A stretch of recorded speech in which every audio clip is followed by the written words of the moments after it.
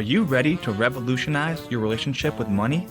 Welcome to the Finding Financial Freedom podcast with the Frugal Physician, where Dr. Disha Spath will be your companion on this exciting financial adventure.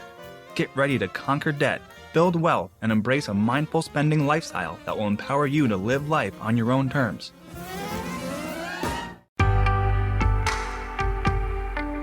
Pearson Ravitz' story begins with Dr. Stephanie Pearson, a passionate OB-GYN at the height of her career. But then, a shoulder injury struck during a precipitous delivery. Her dreams were shattered, leaving her unable to practice medicine. Determined to make a difference, Stephanie became an advocate for her peers, guiding them through the complex disability process. Alongside insurance expert Scott Ravitz, Stephanie founded Pearson Ravitz, a company determined to approach insurance differently. Together, they set their mission to educate and empower physicians to protect their most valuable asset, their income, and the most important people in their life, their family.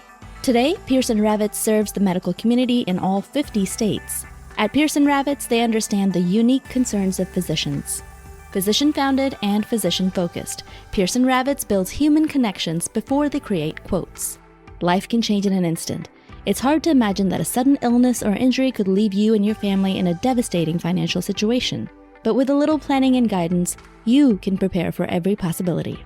Visit PearsonRavitz.com to schedule your consultation with a Pearson Ravitz advisor.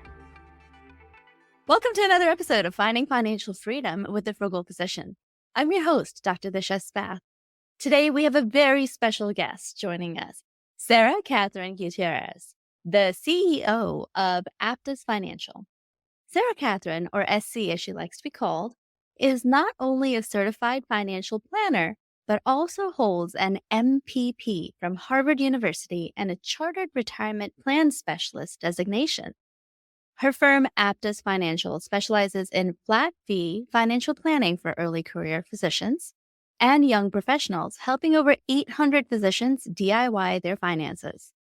Aptus is also a fiduciary advisor for retirement plans, managing financial wellness and student loan advice programs for healthcare organizations. SC is also the author of But First Save 10, the one simple money move that will change your life. Today, we're deep diving into the topic of healthy habits versus common pitfalls in finances. SC, welcome to the show. Oh, thank you, Disha. It's so great to see you, and it's a huge honor to be on your show. Oh my gosh, I'm so excited to have you here. I've been a big fan, and I was just telling you that I actually bought your book a couple of years ago, and I have so many notes in here, and I really enjoyed reading it. So thank you for writing it. Thank you for reading it. I appreciate that. Always makes my day when I hear that. I just love how relatable you are and how much you seem to understand like the struggles of women in medicine. And you've been a big force in the physician finance world. And I loved your talk at the recent conference we were at a couple of years ago. I was just wondering if you could give us insight into how you came to be so amazing for physician financial planning. That's super kind of you to say. And when I started out as a financial planner, the intention was to start a non-conflicted financial planning practice that would get access to financial planning to people who don't make a lot of money.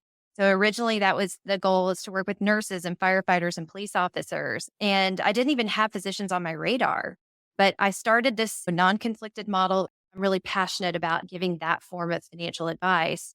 The first people to hire me were actually physicians just getting started in their careers or still residents. That's when I realized that there is this big gap in servicing. Physicians have a lot of access to financial planners, especially later in their careers when they have accumulated assets to be able to hire someone who can charge a percentage of assets, which has traditionally been the case for working with physicians, or work with somebody who essentially is going to be selling them some kind of insurance policy or annuity. And we all know how those can go, unfortunately, for physicians. And so it was really seeing that need and being able to work with these physicians who were hungry for knowledge and wanted to do really well. And then also servicing these physicians alongside a lot of influencers and people interested in talking directly to physicians about personal finance and this big movement to DIY finances and not necessarily pay the fees or get stuck into these kind of weird nebulous policies that physicians have gotten themselves into. So I have loved being a part of this community. It's been really a lot of fun. So, what made you so adamant about having a non conflicted practice? Did you see any horror stories that made you so adamant about it?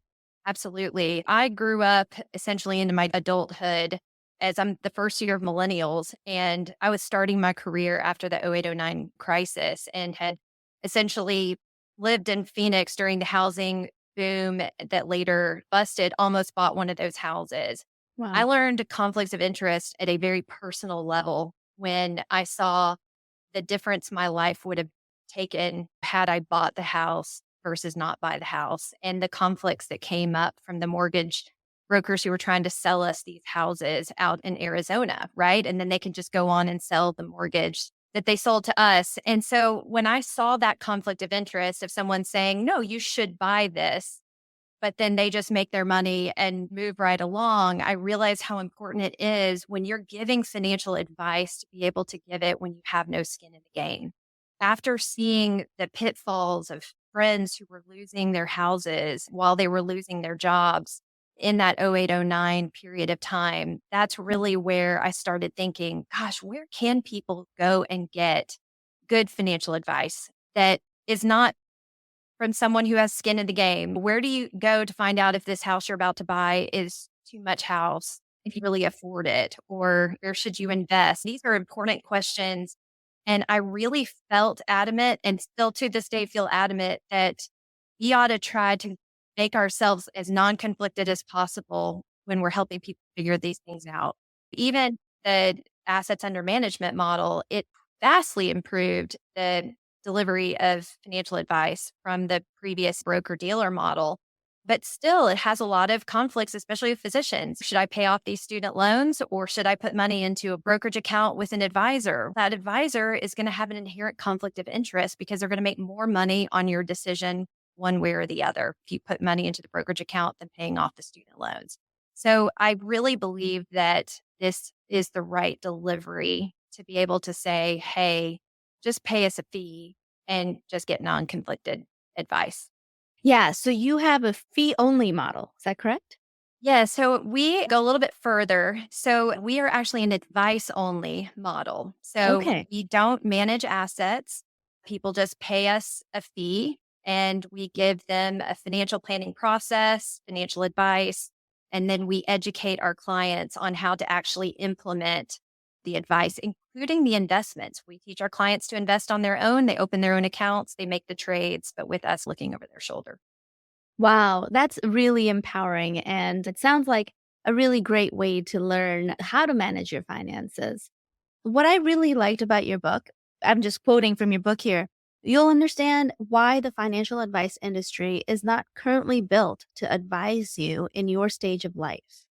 And you're specifically talking to women in this book. So tell me why you thought that women specifically needed a book written for them. I always like to remind people of this. 1974 was when the Fair Housing Act was passed, when we could take out a mortgage without a husband or a father, Wow. essentially. I know. And so maybe legally we're at the table, right? The big kid financial table, but I think Right. culturally we are not there. I get so many women physicians who are absolutely taking charge of the finances in their household. Like they might be married to a man who is saying, I don't care anything about this. And she really cares and she takes it on and goes to great lengths to go hire a financial advisor, brings her husband along begrudgingly. And then the advisor goes and talks to the husband the whole time. And the husband's saying, you don't get it. Right. It's my wife that does it. We have this cultural sense still to this day that men hold all of the expertise, all the ability, all of the interest with money. And so we have to manufacture a seat at the table that is legitimate. And one of the things that's interesting to me is that people think I'm trying to bring women to the financial table because it's like the right thing to do. It's good for women. Okay, let's be very real about this. We need women at the table. It's good for all of us. And here is why. If you look at all of the data on investing, you will notice a fun little trend that if you look at gender differences in investing, turns out women tend to do better in investing than men. And there's a Yeah. great Berkeley study from the 90s that kind of helps us understand why.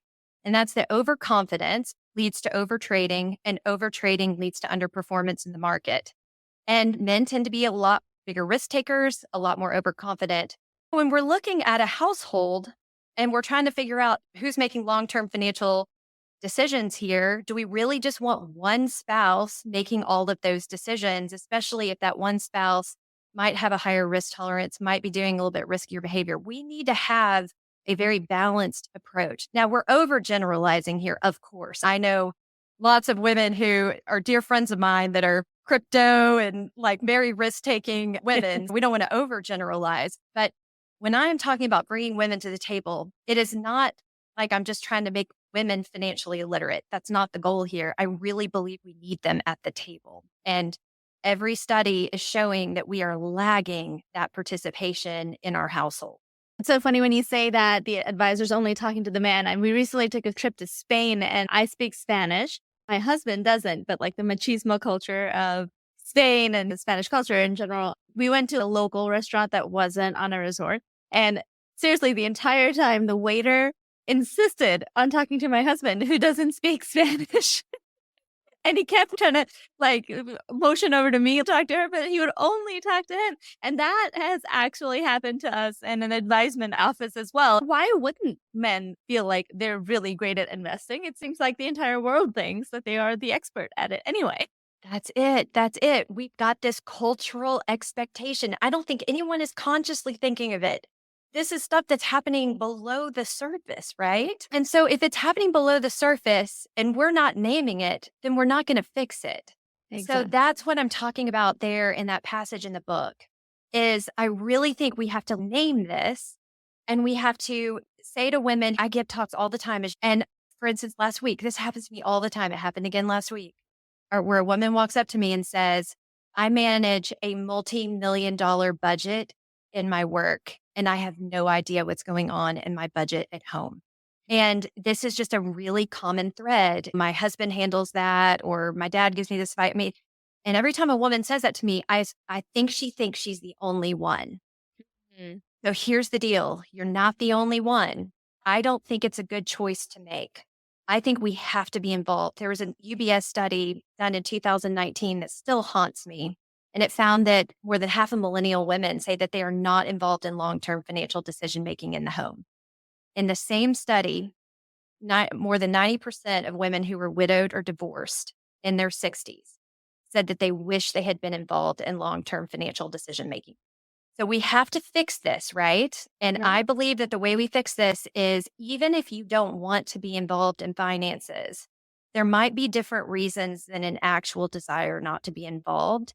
And so let's just do it. Let's just listen to these podcasts. If you're listening to this, great. Get involved, go to a conference, do some reading.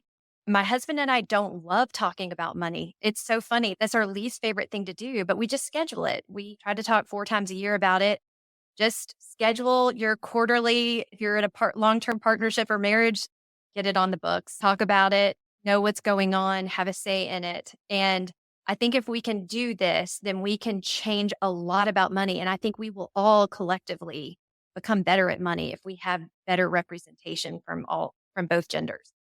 Yeah, absolutely. And I totally agree that having a family meeting, my husband and I meet once a month to go over our budget, our spending. We do our spreadsheet together and then we talk about goals. And I don't know what we would do if we didn't do that. I feel lost if we miss one of our budget dates. And we've done that recently. We've skipped a month just because we got busy or whatever.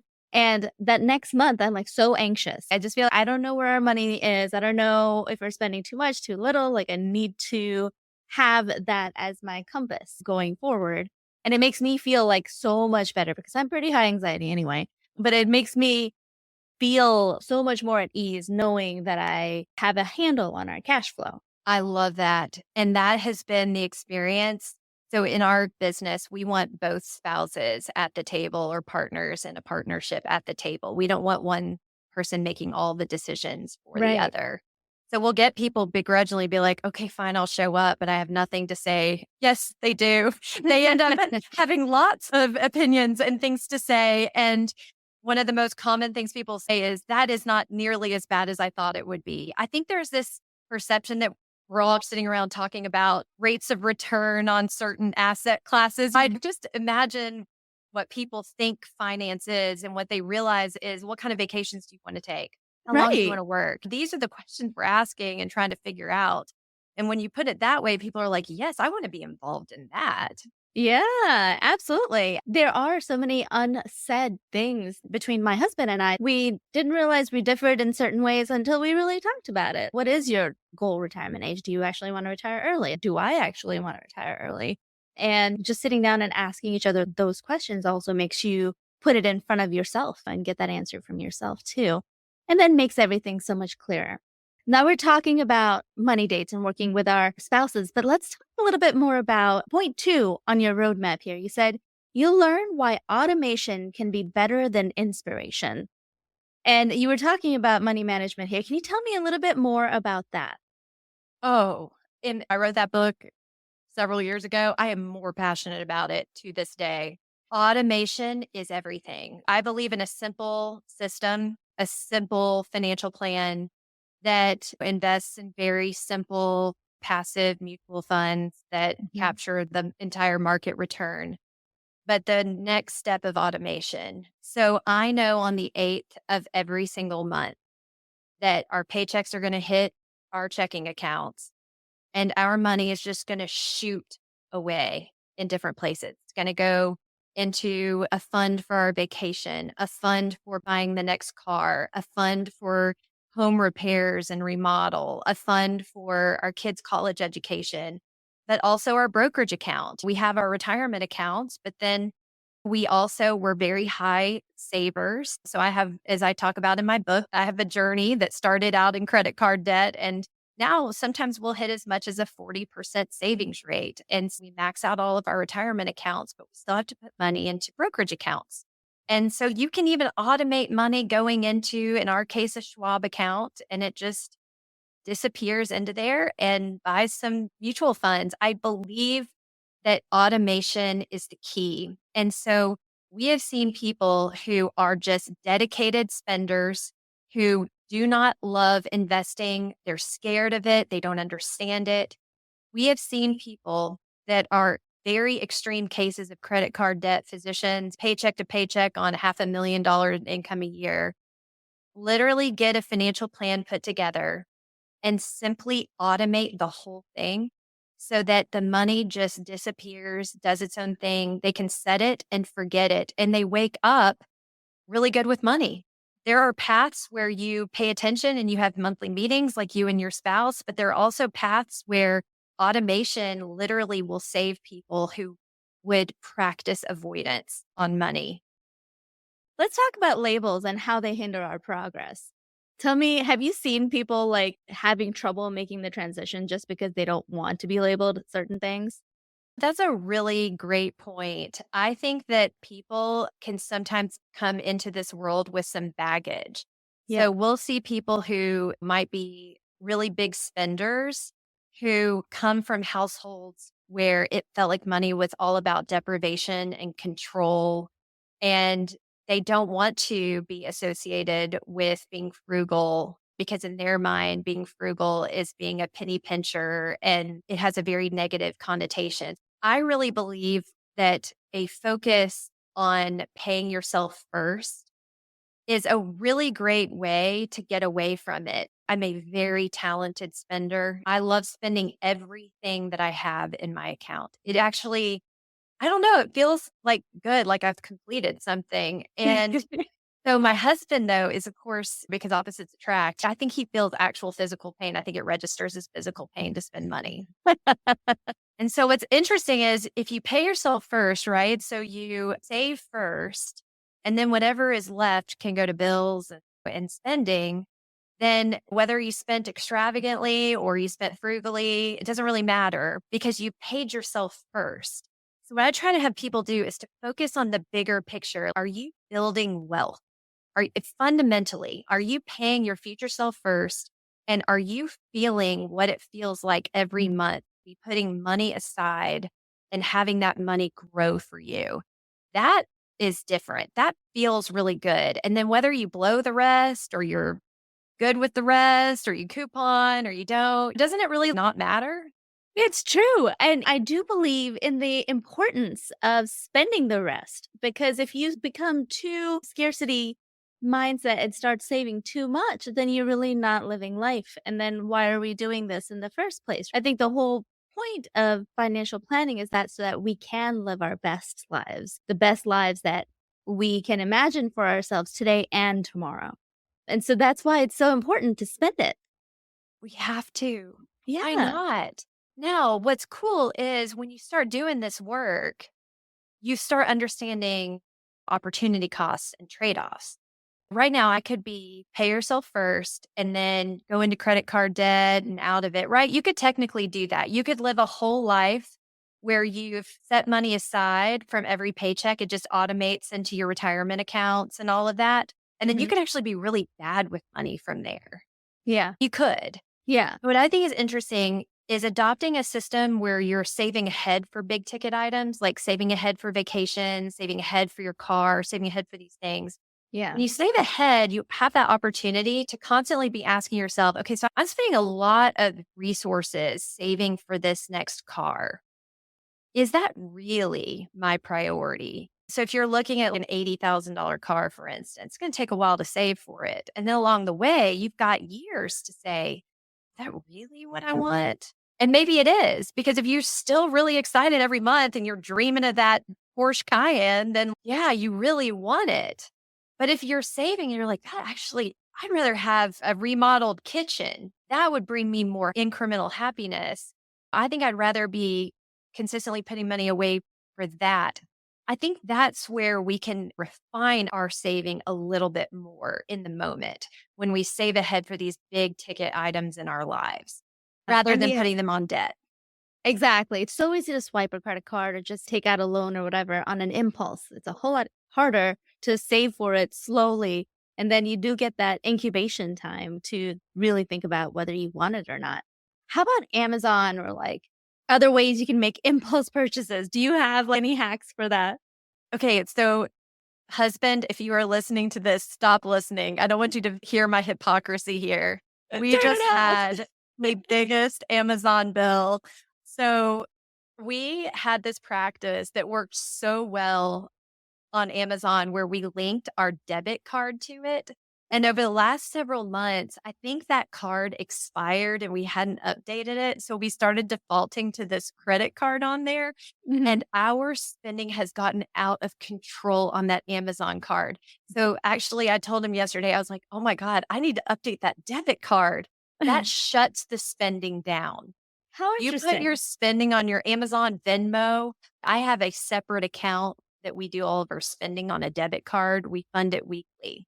That's what I Okay. teach in the book. So all spending happens on this one debit card that gets refreshed every Monday. We spend it to zero by Sunday and it starts all over.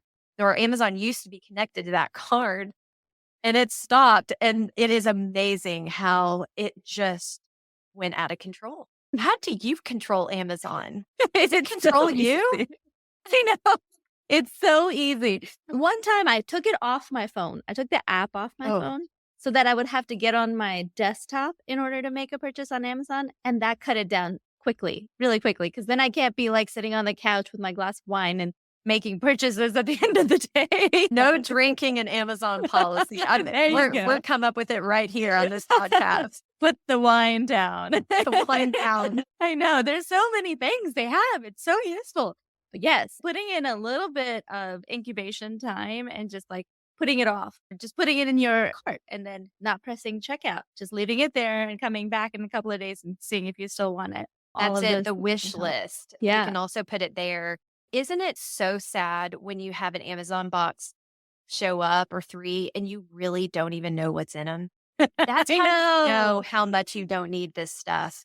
So true. What are we doing? It's so true. Yeah. When it gets to that point, it's like during Christmas time, you're ordering a lot of stuff for Christmas, and that makes sense. But yeah, around Christmas time is when I start to get this anxiety. We're like, I don't know what's coming. And it means we're buying way too much. That's it. That's it. And then the other one is like restaurants. That's the thing we got control of that crept up on us in COVID. And I was looking at my husband, I was like, we're eating our retirement. Literally, we're eating our retirement. And Oh so my God. that's when we went from eating out a couple times a week to a couple times a month. Yeah. So Amazon and eating out, big time. Big deals for sure.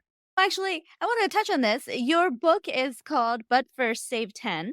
But for physicians, do you still recommend them to save 10%?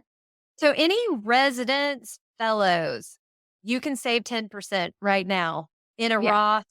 Most of you have access to a 401k plan or a 403b plan through your training program. Please, please do a Roth, save 10%. Most of you have been auto enrolled at like 4% or 5%. Go to your HR and change that. Save 10%. But unfortunately, once you're out, the book I would write for you all, it'd be the exact same book, different cover, but first save 25. Most physicians are going to probably need to save about 25% of their gross pay in order to be able to retire by the time they're 65. There are going to be some differences. So, physicians who are starting out later in life, you're going to need to probably save more. Physicians who are coming out with more than one times your income in student loan debt, you probably want to have a higher savings rate and absorb some of your student loan payments within that higher savings rate.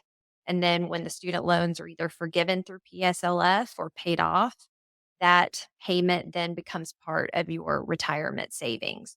Right. For physicians who want to set yourselves up to retire early in your 50s, you might want to have a savings rate that looks closer to 35 and 40%. Yeah, I think 35 and 40%, it's not simple, but it's not hard.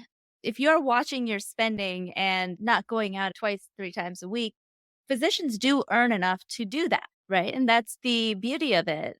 I totally agree with you. I think 25 is a good number for physicians overall.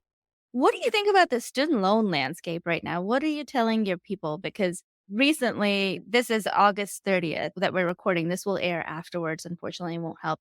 But I'm seeing a lot of people freaking out about opting out of something, that there's some sort of opt out that the deadline is tomorrow. There's so much going on in the student loan world as far as the save plan, the injunctions, the district court. What are your feelings about all of that? I just think that there are some details. I think the main thing physicians need to understand is that you've got to pay attention to your student loans, your own personal student loans. I think that if we learned one lesson, my company, we actually have student loan programs that we do, not just for physicians, but for entire hospitals. And so we help people navigate through the public service loan forgiveness program.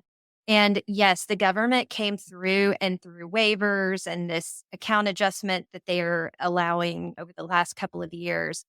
They allowed physicians who, for over a decade, had been incorrectly repaying on loans.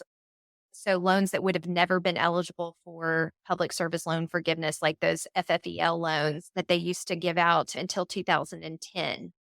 So here's the deal.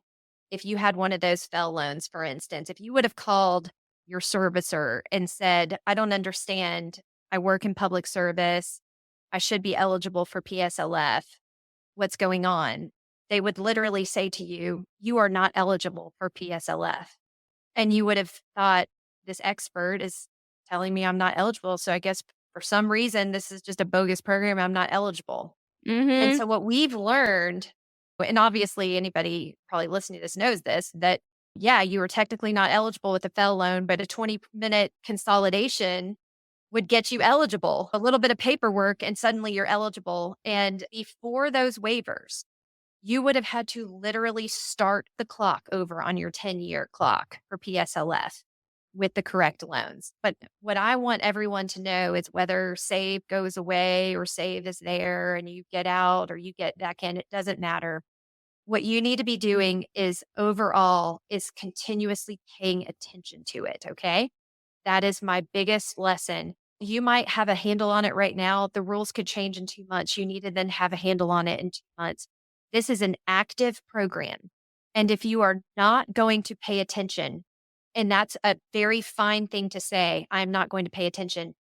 There are student loan services. We're not one of them, but there are physician student loan services that you can hire where you go get somebody who will tell you what to do, and it is worth every penny if you're going after PSLF. The value of PSLF to physicians, I've seen physicians get $300,000, $400,000 forgiven. The value is huge.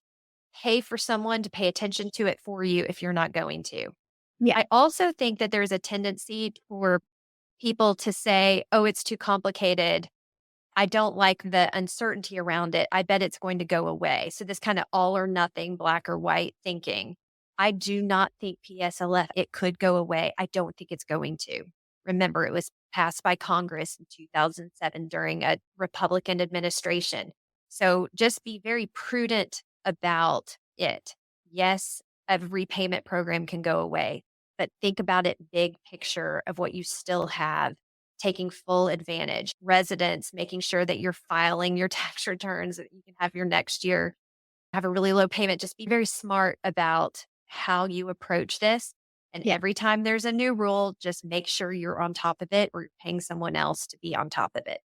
Yeah. So moral of the story, don't trust the servicer's phone lines. Oh my God. Like you get so much wrong information when you call into your servicer. It's Yes. horrible. Well, and think about it though, like that has to be a bad job. Think about how hard it is to be in the customer service business like that on phone banks.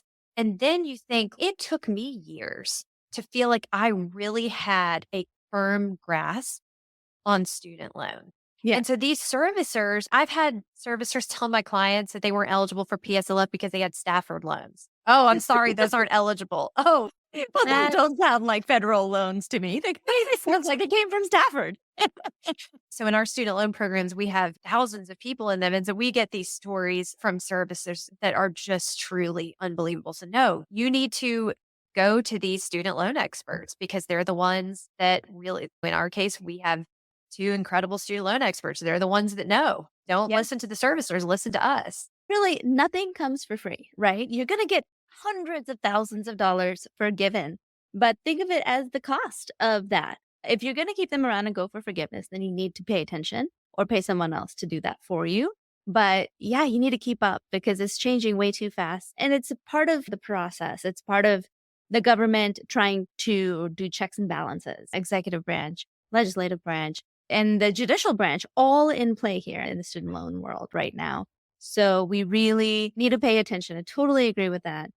When do you advise people to pay them off rather than wait for forgiveness? Often.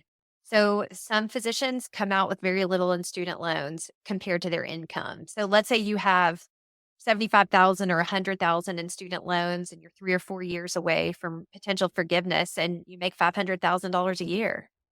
Pay them off. Just slay that debt. It's high interest, relatively high interest. If you came to me and I said, I'm going to give you an interest rate of 7%, if you give me a federally guaranteed rate of return of 7% on your money, would you take it? Yeah. Yeah, it's a great deal Sure, to yeah. pay off your student loans. Like aggressively pay them off. What a great rate of return. Another benefit is you get your peace of mind back and you don't have to make your huge life decisions based on what the government is doing and who's in power. That's another empowering thing about paying off loans is you get all that mental energy you would have spent keeping up with the student loan world. You can now tune out safely. For some reason, student loans carry a huge burden on people's minds. I agree. Yeah. When they pay them off, it is a great feeling. Yeah. Yeah. And I think forgiveness is definitely worth it still if you're going to go for it. And even in this world right now where it's so nuts, but there's a cost to everything. Nothing's for free. So you have to really weigh your choices. So I think we made some really good progress and made some really good points. Before I let you go, Sarah, would you mind explaining your waterfall system to us a little bit? Because I've seen that around a lot and I really think those are brilliant. So how about let's do a waterfall for young attendings? Great. Oh, this is my love language, is the tax efficient waterfall. But yeah, the tax efficient waterfall is basically this idea of paying yourself first. And a lot of people love to talk about investing and saying, like, where's the best place to invest? And if we look at the data on investing and trying to get an outsized return, trying to quote unquote beat the market, the chances are very slim. So what we need to do is we need to say, okay, if we know we can't really beat the market, then what can we do with our money to make it grow faster than it would otherwise? And using the tax code is the best way to do it.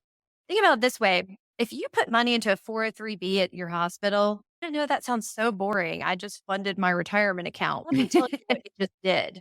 You just basically said to the federal government, I'm putting money in here and you're going to give me a tax deduction. That's money that I get to keep that I otherwise would have just poof, it would have gone into your pocket. It's now staying in mine in a bucket I control. So it's essentially like getting an interest free loan on that particular money from the federal government. And it's like, when do you have to pay it back? Maybe in a few decades, because Right. that's money that would have been gone. Instead, you got a tax deduction immediately when you put that money into your retirement account. You have a bigger pile of money now than you would have had otherwise. This is why I love your retirement account at work, and Mm. we have to take full advantage of it. Now, here's the tax efficient waterfall is if we follow that logic, that what we want to do is we want to leverage our money and the taxes that we are not having to pay now that we'll pay back later. What we want to do is we want to, first of all, max out the free money that we can get at our jobs, any kind of match, anything like that, using this pre-tax 403B, 401k, or 457. Next, we want to pay off all high interest debt. Any credit card debt, we should prioritize that. So after we've maxed out our match, lay that credit card debt until it's done. Once that credit card debt is paid off, then we want to waterfall our money down to the next bucket, which is maxing out all available retirement plans at work. So our first bucket was just maxing out the free money using our pre-tax account. Now we just want to max out our accounts in general. So you might have a 403B at work. So you want to make sure you're getting that full $23,000, but you might have an additional 457 that you can also max out at work. Then you might have a non-qualified account, right? So you might have several different buckets available to you. Some people can also put in money after tax and be able to do we call it a mega backdoor Roth conversion there at work. So we see some work retirement plans where you put up to 120,000 across all of the different plans. It's just truly incredible how much money you can put into some work retirement plans. If you have an HSA available to you, so if you work for a company and you have a high deductible healthcare plan that is HSA eligible, max that out. Again, you're getting that pre-tax deduction. You're getting to use federal government's money for a period of time. You get to grow that money in the market, pay them back later, except you don't pay them back later with an HSA. As long as you use that on health expenses, you will never pay taxes on that money ever again. An HSA has a triple tax advantage. So you can max that account out. And then the trick is don't spend it. You're just talking about this. My daughter just had her tonsils out. Yep. We had to pay $4,000 out of pocket. Well, I would have loved to reach into my HSA, right? Where the money is just sitting there waiting to be spent. But no, that would have ruined the tax plan. I'm using the federal government's money and I'm growing it over time. I don't want to ruin that. So we cash flowed that sucker out of pocket and my Oh, dear. HSA stayed intact. And so you fund your HSA. Then you can open up backdoor Roth IRAs. There's some great tutorials out there. You just Google backdoor Roth. If you're married, you can each kind of max one of those out, but please follow instructions. Some people do those poorly and spend a lot of money trying to unwind them. And then finally, opening a taxable brokerage account. The thing that I was talking about at the beginning. Some of you, if you're trying to hit your 25% savings rate, you've maxed out your work retirement plans. You've maxed out your HSA. There is no high interest credit card debt. And you've maxed out backdoor Roth IRAs. And for you to hit that 25% savings rate, you might have to put $2,000 or $3,000 a month into a brokerage account. No sweat. Open it up. And then as long as you're investing in mutual funds, yes, you're going to pay some taxes on your interest, dividend income. But if you're in a buy and hold strategy, you're not selling things in generating capital income, your taxes. You're going to just grow that money over time in a very boring strategy where you're buying and buying and you're using new money to rebalance. So it's very tax efficient when you use a brokerage account that way. A lot of people don't realize that even a taxable brokerage account can be very tax efficient. And then from there, in my opinion, all of your savings rate should be captured in those buckets. Now, some people ask me, where does investing in alternatives like real estate syndications or angel investing or buying a cattle ranch or investing in your friend's restaurant? Please don't do either of those things. But don't do it with your primary savings rate. So this is with money that you've saved beyond your savings rate that's going to get you to retirement. And then you can throw that in that bucket. And then finally, pay off your house. Yeah. Okay. So that's your last thing, is to pay off the house. I agree with that. Thank you so much. Right now, I'd like to shift into our rapid fire segment. So this is just a fun thing we do at the end of the episode where I just want you to give me a short answer and whatever comes to mind first. Oh boy. Okay. Okay. All right. Let's go. What's the best piece of financial advice you've ever received? Beware the golden handcuffs. Oh, yeah. So totally true. If you could only choose one financial habit for people to adopt, what would it be? Pay yourself first. Yeah, that makes sense, given the title of your book. Next one. Biggest money myth you wish would go away. Stop throwing away your money in rent. So you're a renter proponent. Oh, yes. Fixed Yeah. expenses all the way. Yes. Absolutely. Okay. Favorite financial book besides your own? I loved lots of books. Can I just say anything by Jack Bogle? He's like my hero. Also, Your Money or Your Life. Like, I could go on. But yes, I love Jack Bogle and what he's done to the financial industry. The more people who read about investing in innovations, the better. Yes. Yeah. What's one thing people often overlook in their financial planning? Their spouse. Good point. The most rewarding part of your job? I love watching people see the joy that can come when they take over control of their finances and build wealth. Yeah, that's huge. And it's joy, really. And, money is the biggest cause of divorce, right? It's a huge cause of anxiety in people's lives. I mean, it really makes so many powerful decisions in our lives if you let it. And when you take the control back and the money works for you, you make your choices, you can live a freer life, man. It's huge. It's huge. I told you my husband and I don't like talking about money, but we sure love the results of our financial decisions on our life. Like, we have flexibility. Like, we meet our kids at the bus stop. Like, we were able to shed the 9-to-5s, both of us, Nice. because of the work we did early in our marriage, getting control of our money. We sometimes will do this thought exercise at the dinner table. And we'll be like, what would we give up to never change our life? Like, we would give up anything in our lives, our bigger house, our cars. We would come down to anything to keep our time the way we have it. It is an extraordinarily joyful thing. So anyone that tries to tell me that money cannot bring happiness, please come talk to me. It certainly makes it more attainable. I sure love my time. I love it. Tell me about a vacation you took this summer. This was the best. We went to Glacier National Park and Yellowstone. I want to be a cowgirl. I'm there. I'm ready. We You were would chased fit. by a You would fit. bison. We had it all. We had it all. It was an extraordinary summer.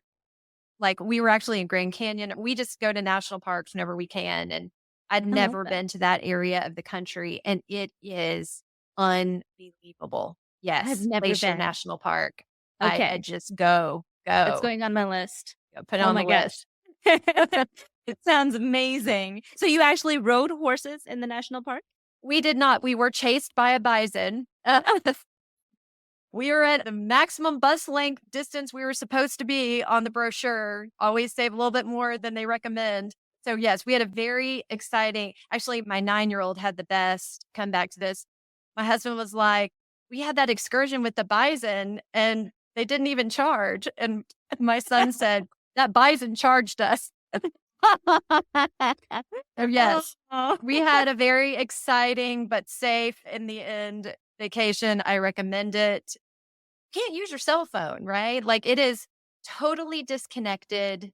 I You're love in that. nature. Love Can't that. recommend it more. Yeah, we did something similar this summer too. We went away to the Adirondacks and there was no cell phone reception. There was no internet, not even a TV in the cabin. It was just like hanging out. We went with the grandparents. We were just playing lots of board games and like I tortured them with playing guitar at night.